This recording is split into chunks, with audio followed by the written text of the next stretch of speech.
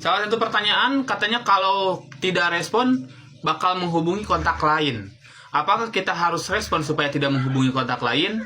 Jawabannya tetap tidak perlu respon. Karena walaupun Anda respon, si pinjol ini akan tetap menghubungi kontak lain. Karena problemnya bukan kita merespon ataupun tidak merespon, tapi problemnya adalah karena kita gagal bayar ataupun karena kita tidak bayar. Makanya akan tetap menghubungi kontak lain. Walaupun Anda merespon penagihan-penagihan, tetap akan menghubungi. Karena menghubungi kontak lain itu penanganannya berbeda. Antara kita merespon ataupun tidak, itu adalah penanganan untuk diri kita sendiri. Yang mana kalau kita tidak merespon, kita mendapatkan keuntungan, mental kita semakin tenang. Karena kita tidak merespon penagihan-penagihan itu, diri kita semakin nyaman. Justru kalau kita merespon, problemnya adalah kita semakin takut.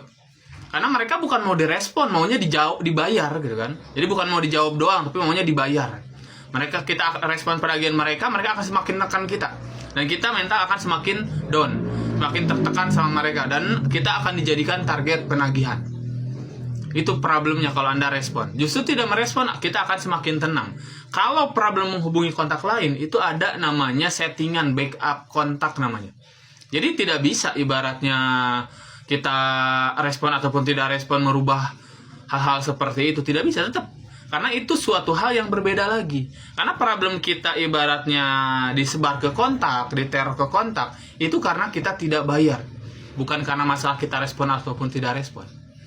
Ya, jadi kita harus ada penanganan lain. Memang ada penanganan lain untuk hal tersebut. Makanya untuk teman-teman yang butuh bimbingan, penanganan, ataupun pendampingan Galbay, bisa konsultasi ke WA yang ada di bio profil jika teman-teman butuh penanganan itu. Oke, terima kasih.